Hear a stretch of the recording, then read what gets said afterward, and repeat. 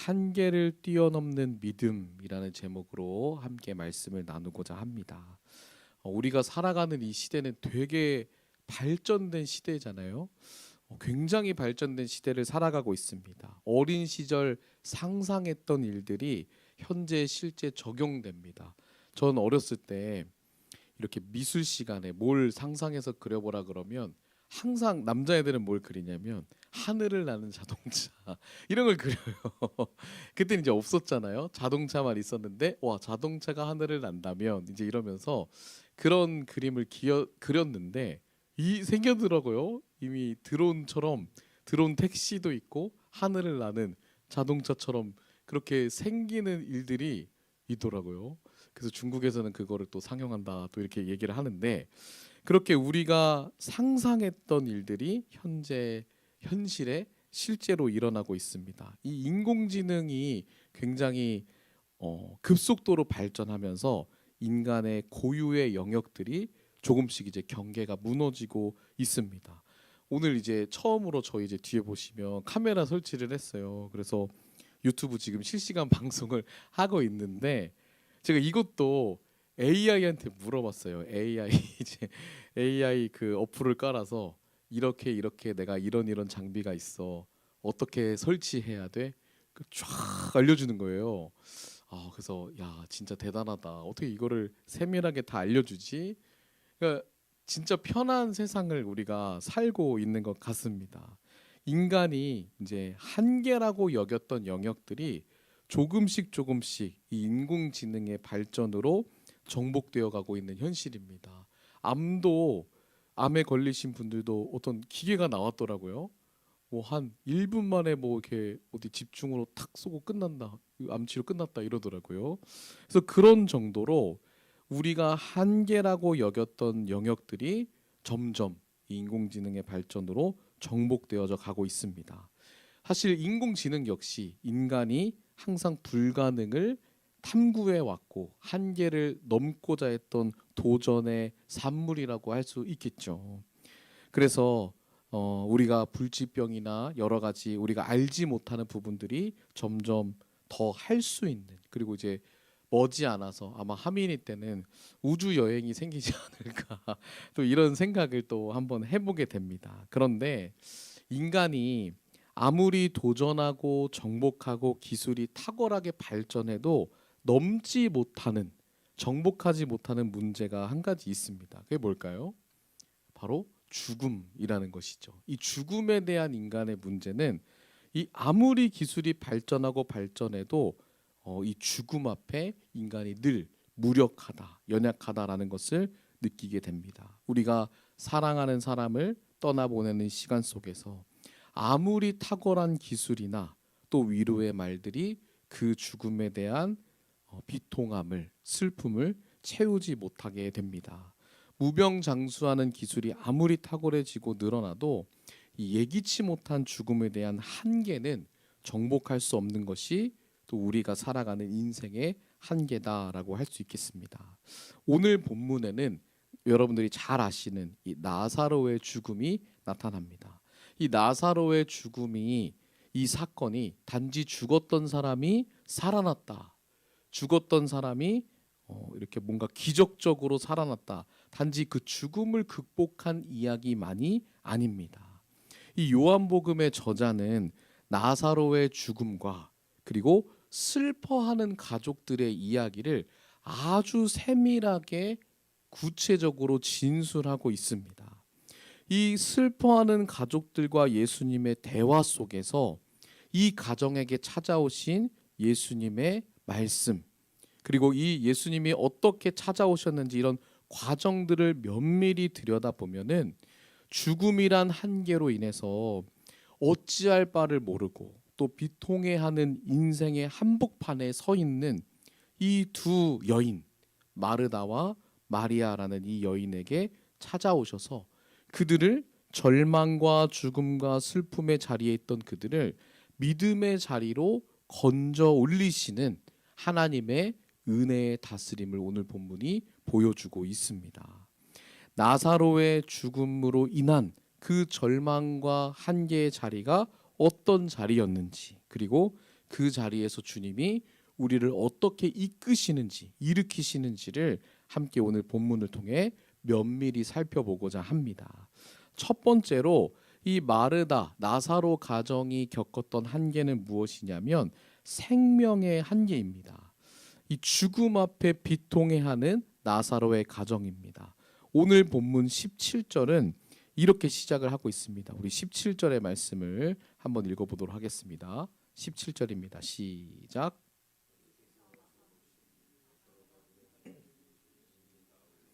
네, 여기 보시면 나사로가 무덤에 있은 지 얼마나 됐다죠? 나흘이래요. 이게 굉장히 중요한 말씀인데 당시 유대인들에게는 이런 장례의 어떤 습관이 아니라 이 인식이 있었습니다. 어떤 인식이었냐면 이 사람이 죽으면 3일 동안 이 죽은 사람의 영혼이 무덤 주변을 맴돈다고 합니다. 그래서 3일 동안에 이 사람이 살아날 수 있다라는 생각을 가지고 있었어요. 그런데 4일째가 되면 이제 그 영혼이 그 시신에 들어가지 못해서 얼굴색이 이제 변색이 돼요. 사실 4일 지나면 이제 시신이 부패하는 거죠. 그런데 그렇게 시신이 부패하는 그 4일째가 되면 비로소 살아날 일말의 희망이 완전히 사라졌다라고 생각한 게 당시 유대인의 장래에 대한 인식이었습니다. 그래서 나사로가 무덤에 있은 지 나흘이 됐다라는 것은 뭐죠? 그가 살아날 희망이 하나도 없다라는 것이죠. 완전히 끝났다. 완전한 죽음에 이르렀다라는 것을 의미합니다. 그래서 그 완전히 다시 살아날 희망이 사라진 그 비통하는 나사로의 가정에 마르다와 마리아, 여동생 둘이 있었습니다. 이 죽음은 인간이 결코 뛰어넘을 수 없는 거대한 장벽이죠. 이 생명의 유한함, 이 생명의 유한함의 한계 앞에서 우리가 할 수 있는 것은 사실 우는 것뿐입니다. 누군가가 사랑하는 이가 떠나게 됐을 때, 죽음을 맞이하게 됐을 때 우리는 울 수밖에 없습니다. 그저 슬퍼할 뿐입니다. 그리고 그 유한함 가운데 오늘도 본문에 나타나는 상황들이 어떠냐면 많은 사람이 와서 위로를 전합니다. 19절의 말씀도 한번 읽어보겠습니다. 19절입니다. 시작.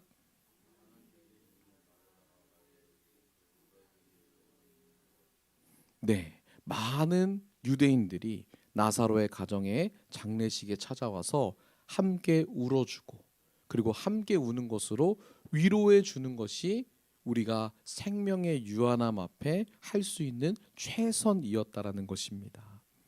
그러나 오늘 본문이 우리에게 말해주고 싶은 것은 그런 생명의 유한함, 죽음의 비통함, 서로 위로해 주지만 돌이킬 수 없는 자리에서 누가 찾아오셨죠? 예수님이 그 자리로 찾아오심을 말해주고 있습니다.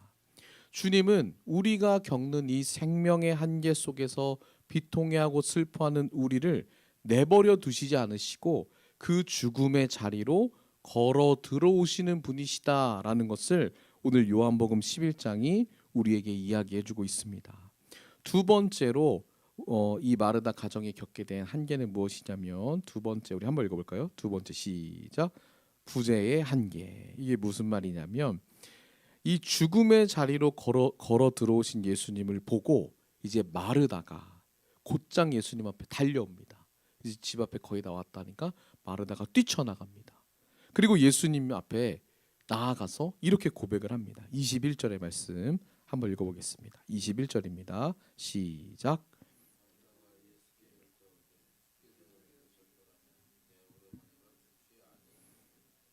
뭐라고 얘기하죠? 주님이 여기 계셨더라면 이라고 얘기를 합니다. 사실 마르다는 오빠의 죽음에 대한 책임을 예수님께 돌리는 게 아니라 주님이 여기 계셨더라면 가까이 계셨더라면 반드시 우리 오빠가 나사로가 살아날 수 있었을 것입니다. 고침받을 수 있었을 것입니다. 라고 확신을 안타까워하는 겁니다. 굉장히 확신에 찼었지만 예수님이 계시지 않았기 때문에 오빠가 죽었습니다라고 안타까워하는 고백이죠. 이 고백은 믿음의 고백이면서 동시에 깊은 비통함의 고백입니다. 그렇지만 오빠는 이미 죽었습니다 라는 것이죠. 모든 살아날 소망은 이제 완전히 없습니다. 끝났습니다. 그런데 그때 그 한 줄기 살 소망이 조금이라도 있었을 때, 그때 예수님이 여기 계셨으면 살아났을 텐데 라고 아쉬워하며 고백하는 것이죠. 사실 마르다는 자신의 오빠가 병에 걸렸을 때, 위중했을 때 사람을 보내서 예수님을 데려오고자 했습니다. 오늘 읽지는 않았지만 3절에 이렇게 기록을 하는데요. 우리 3절의 말씀을 한번 읽어보겠습니다. 3절입니다. 시작.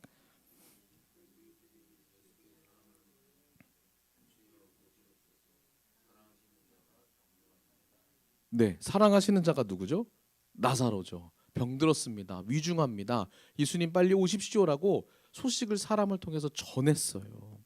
그런데 참 아이러니한 게 예수님이 곧장 그 소식을 듣고 사랑하는 자가 위중하면 어떻게 해야 돼요? 어떻게 해요? 어떻게 하실 거예요? 여러분들이 예수님이시라면 어떻게 하실 거예요? 곧장 가세요, 안 가세요? 가죠. 곧장 가실 거죠? 다들 안 가시. 곧장 가실 거죠? 가셔야 돼요. 곧장 가야 되는데 예수님이 사실 지체하세요. 이틀이나 지체를 하세요. 우리 6절 말씀도 한번 읽어볼까요? 6절의 말씀 함께 하겠습니다. 시작.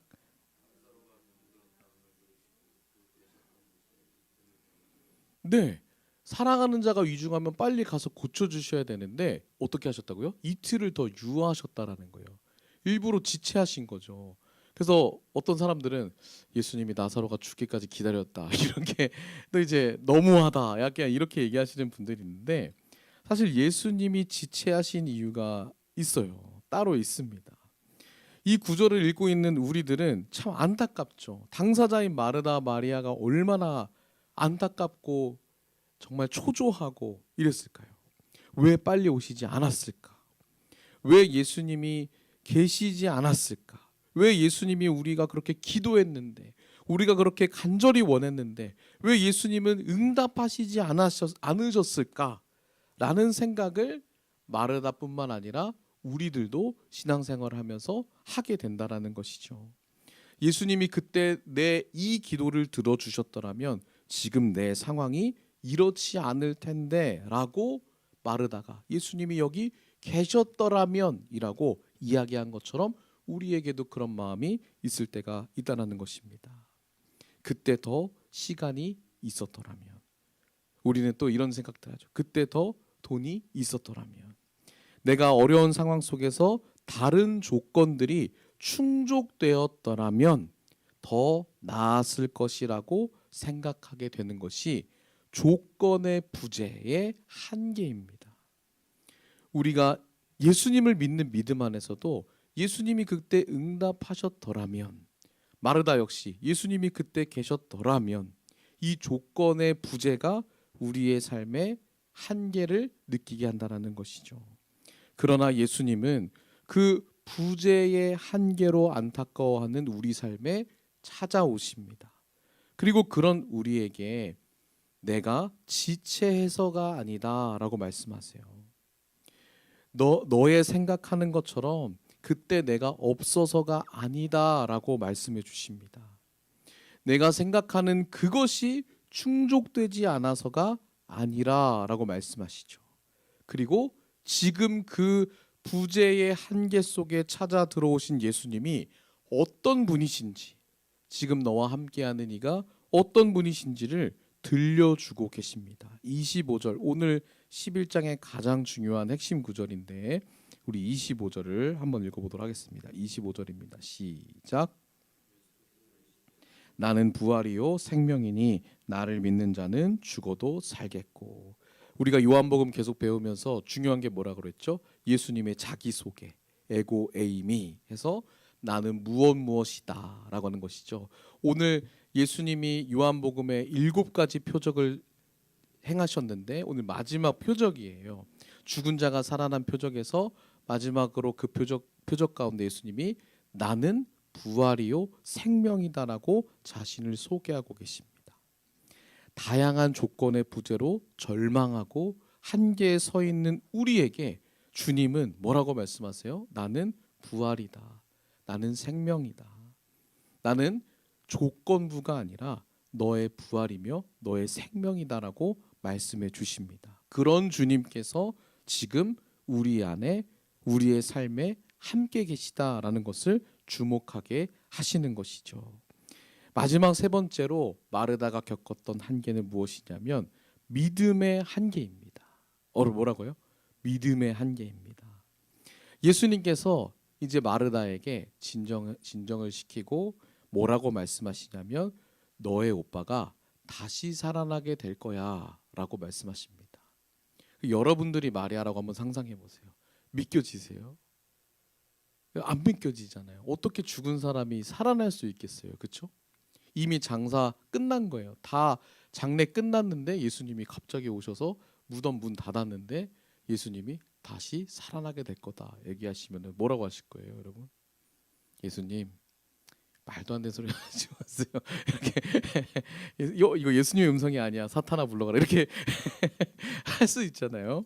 근데 마르다는 되게 믿음의 사람이에요. 마르다는 어떻게 반응하냐면 24절 우리 한번 읽어볼까요? 24절입니다. 시작.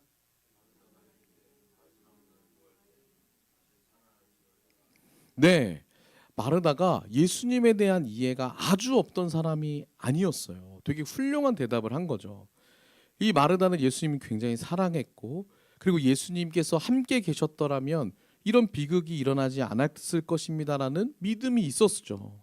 확신이 있었던 사람입니다.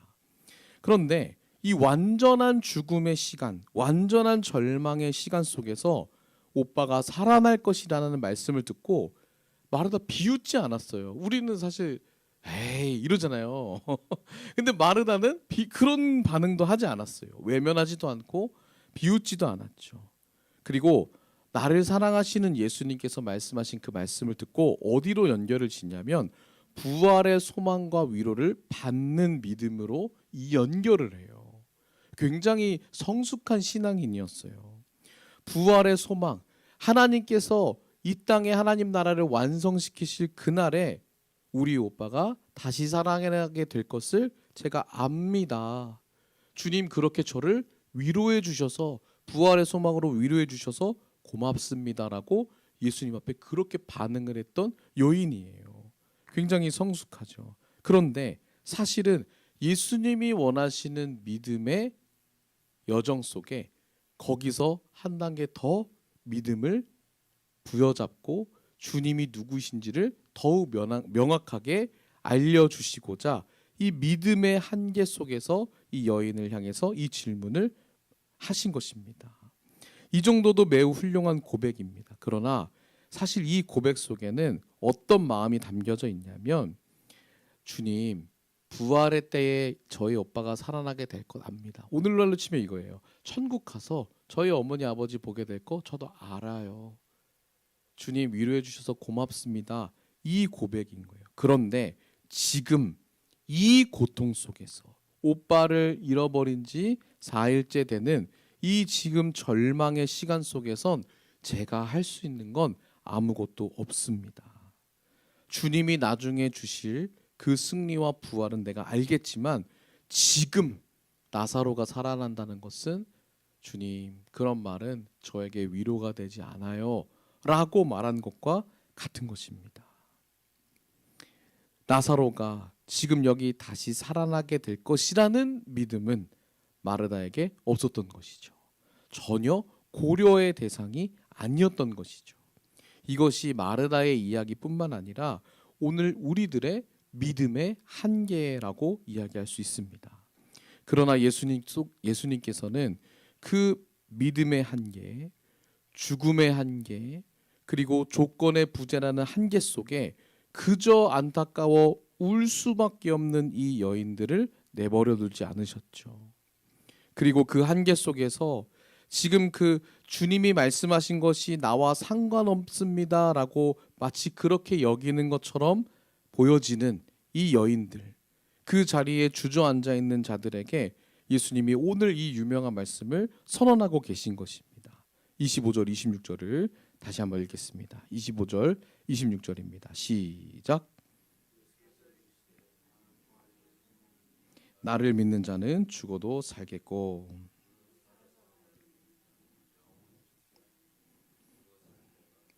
네, 예수님이 자기를 선언하시는 거죠. 그 한계 속에서 아무것도 할 수 없고 울 수밖에 없고 주님의 말씀으로 네, 그 정도의 위로 감사합니다, 이렇게만 여겼던 이 여인과 가정에게 뭐라고 선언하세요? 나는 부활이다. 나는 생명이다. 나를 믿는 사람은 죽어도 산다. 무릇 살아서 믿는 자는 영원히 죽지 않을 것이다 라고 선언하고 계십니다. 예수님 자신이 누구이신지, 그리고 예수님이 누구인지를 알고 예수님을 신뢰하는 자에게 주시는 그 생명의 자리로 예수님은 이 가정을 이끌고 계시는 것입니다.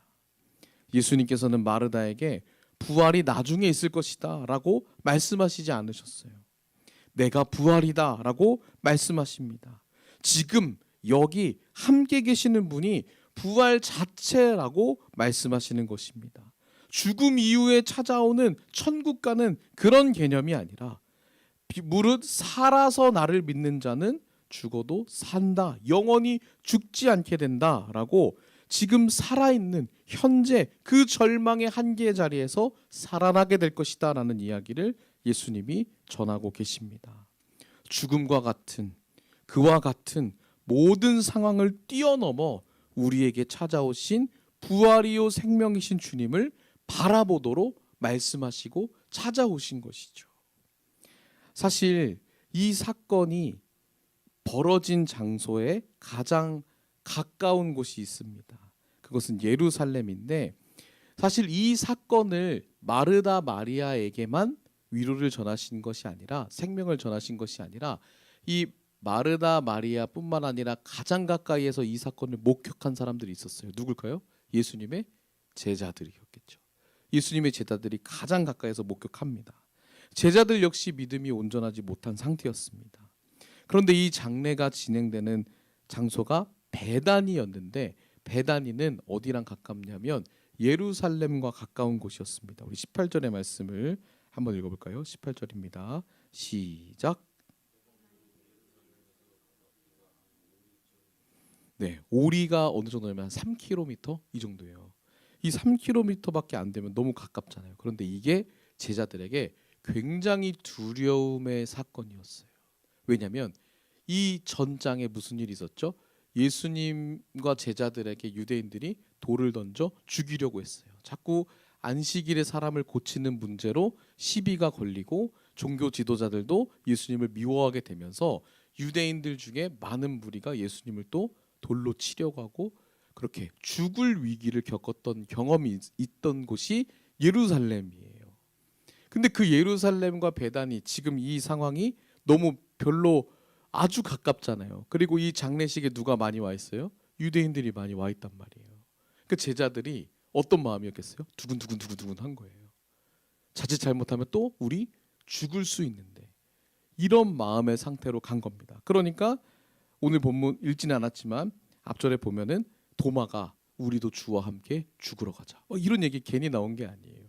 두려우니까, 죽을 수도 있으니까 그 각오를 하고 가자라고 이야기를 한 것이죠. 이런 상황이었습니다. 이런 상황에서 예루살렘과 가까운, 나를 싫어하는 사람들이 판치는 그 도사리는 자리로 나아가야 했습니다. 이 베다니에서 예수님이 사랑하시는 자였지만 결국 죽음을 맞이하게 된 나사로의 가정의 상황을 복격하게 되죠. 그리고 죽었던 나사로가, 그리고 한계와 절망을 느꼈던 마르다와 마리아가 기적적으로 부활이요 생명이신 주님으로 살아나고 회복되는 사건을 제자들이 목격하게 됩니다. 예수님께서는 그들이 두려워하는 자리 베다니를 넘어서, 예루살렘을 넘어서 그들이 궁극적으로 두려워하고 기피하는 자리, 결국 어디냐면 십자가의 죽음의 자리를 넘어서서, 그리고 남들과 같이 기적에만 열광하고 그 기적을 통해서 자신의 뜻을 이루고자 했던 그 잘못된 믿음의 자리를 넘어서서 부활이요 생명이신 예수님을 신뢰하며 함께하는 자리로 제자들을 이끌고 인도하고 계신 것이죠.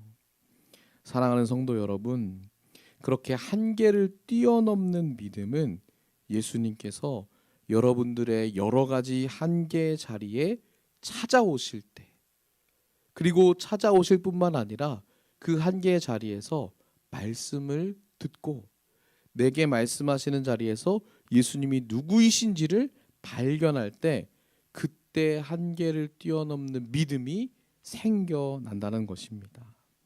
상황이 바뀌어서 생기는 믿음이 아니라 내 뜻대로 내가 원하는 그 정확한 시기에 그것이 이루어져서 믿음이 생겨나는 것이 아니라, 내가 가장 힘들고 내가 가장 비참하고 내가 가장 이해하지 못하는 그때 내게 찾아오셔서 주님이 누구이신지를 말씀해 주시고 가르쳐 주시고 그것이 내 마음에 내 삶의 실제가 될 때 참 믿음이 생겨나게 됩니다. 한계를 넘어서 주님을 신뢰하는 자리로 하나님은 늘 여러분들을 이끄심을 믿으시길 바랍니다. 그리고 그 이끌어 가실 주님이 부활이요 생명의 주님이심을 믿으시길 바랍니다.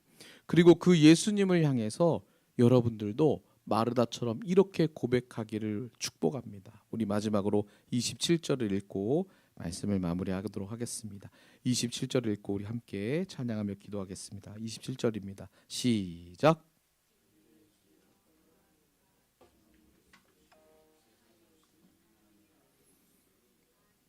네, 한 번 더 다시 한번. 여러분 이렇게 얘기하실 거 아니잖아요.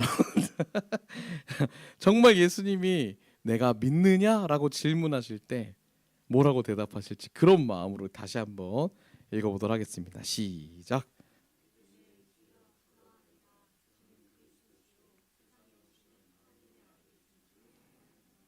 아멘.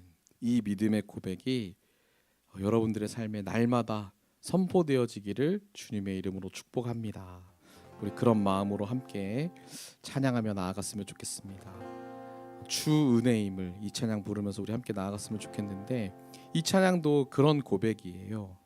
내가 마음이 상해서 무너져 있을 때, 내가 홀로 눈물을 흘리고 있을 때, 비통하고 절망 가운데 있을 때 하나님의 사랑이 나를 내버려 두지 않으시고, 세상 사람들은 다 나를 버려도, 그리고 세상의 조건부의 그 조건에 대한 부재가 내 삶에 늘 있어도, 그리고 그 속에서 내가 아무도 나를 거들떠보는 이가 없어서 홀로 외로워 있을 때도 주님이 나를 그 사랑으로 채우시고 이끄시며 부활이요 생명이신 주님을 알게 하심을 나는 믿습니다 라는 고백입니다.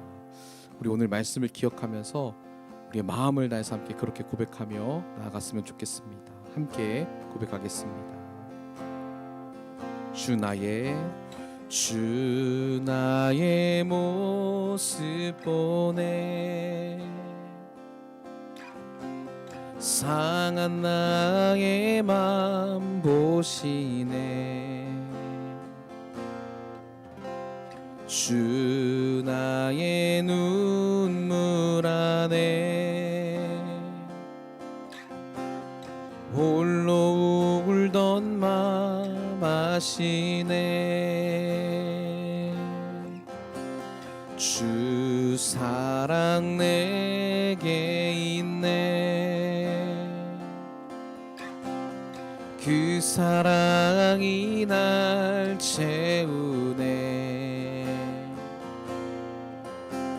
주 내게 있네. 그 은혜로 날 채우네. 세상 소망 다 사라져가도 주의 사랑은 끝이 없으니 살아가는 이 모든 순간이 주 은혜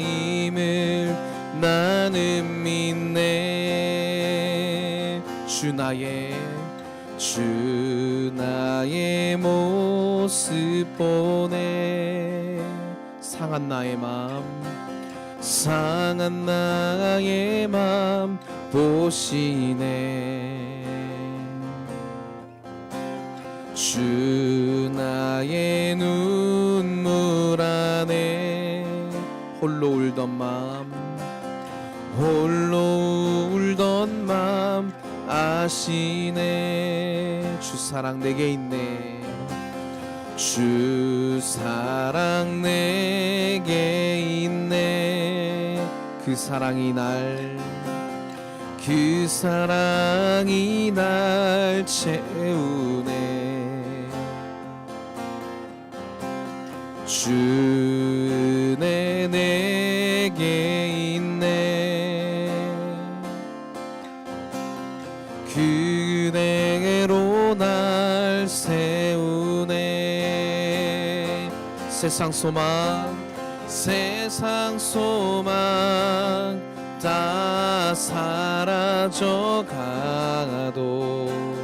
주의 사랑은 끝이 없으니 살아가는 이 모든 순간이 주님임을 나는 믿네. 우리 마음에 손을 얹고 세상 소망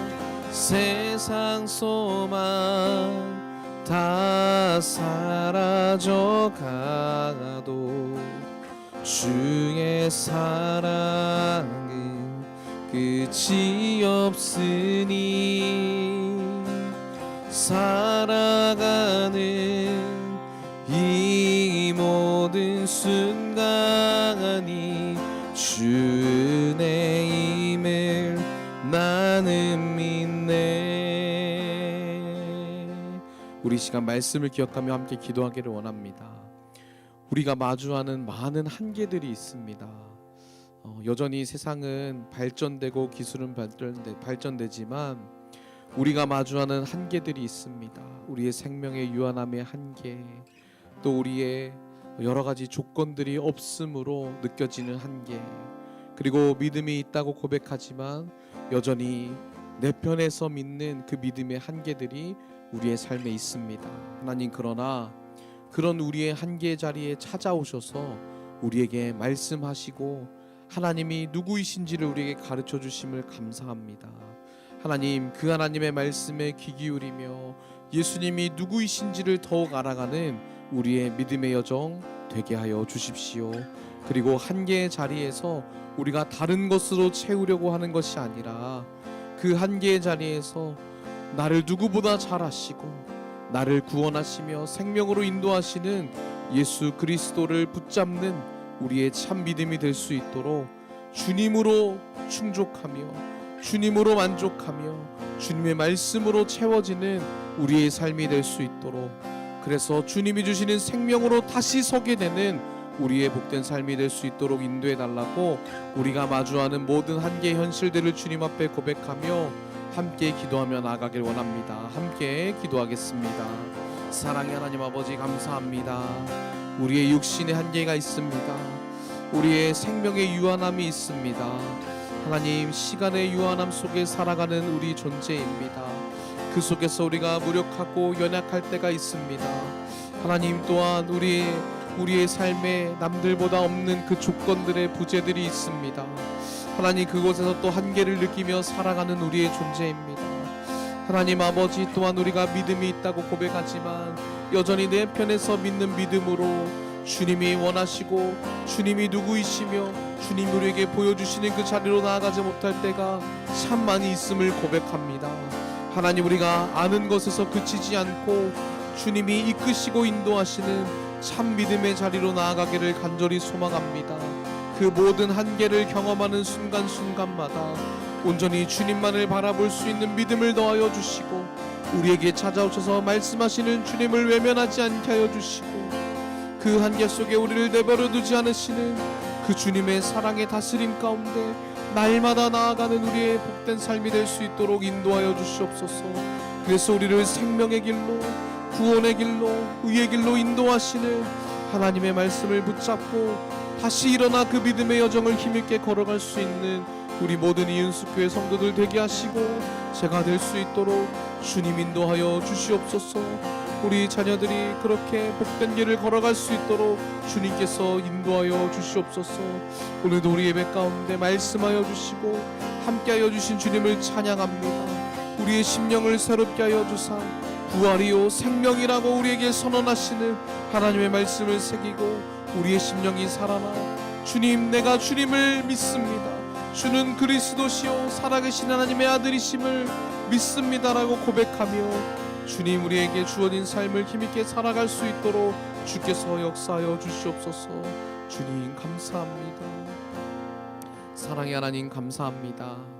하나님, 오늘 우리에게 모든 한계의 자리에 찾아오셔서 말씀하여 주시고 인도하여 주시니 감사합니다. 하나님, 그 한계의 자리에서 우리의 생명의 유한함을 느끼고 또 남들보다 여러 가지 조건들이 부재하는 것을 느끼고 또 하나님, 우리가 주님을 믿는다 고백하지만 여전히 우리의 믿음의 연약함의 한계를 보게 됩니다. 하나님, 그러나 그 절망 중에 놓여있는 우리를 내버려 두지 않으시고 그 두려움 속에 떨고 있는 우리를 내버려 두지 않으시고 우리에게 찾아오셔서 말씀하여 주시는 하나님의 은혜의 다스림을 우리에게 들려주시니 감사합니다.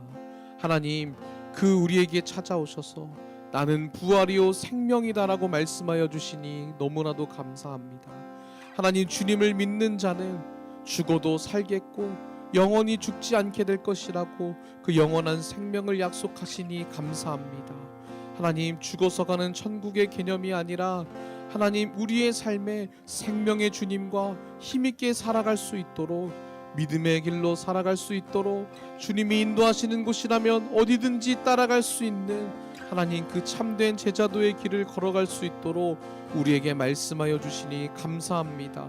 우리가 이 말씀을 외면하지 않고 우리의 마음에 새기며 주님과 함께 동행함이 우리에게 참 생명이며 회복의 길임을 날마다 경험하며 살아가는 우리 이음숙교회 모든 성도들 될 수 있도록 인도하여 주시옵소서.